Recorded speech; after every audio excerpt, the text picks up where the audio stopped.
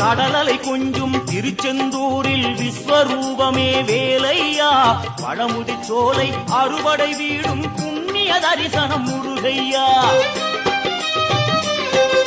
திருநீர் அணிந்து வரும் போது நெஞ்சில் நிம்மதி பிறக்குது கந்தையா. சுகனே சிவனார் மகனே உன்னை பாட பாட சுகமாகுதையா. வேல் முருகா அரோகரா அரோகரா வேல்